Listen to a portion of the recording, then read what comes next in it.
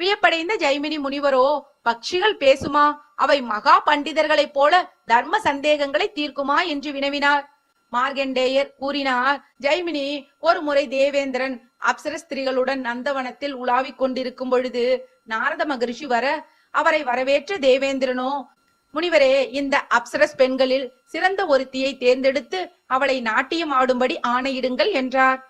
நாரதரோ, அப்சரஸ் பெண்களே, உங்களில் யார் ரூப லாவண்யங்களில் உயர்ந்தவர் என்று எண்ணுகிறீர்களோ அவர்களே நிருத்தயம் செய்யலாம் என்றார். அவர்களில் ஒவ்வொருவரும் தானே சிறந்தவள் என்று வாதிட்டுக் கொள்ள ஆரம்பித்தனர்.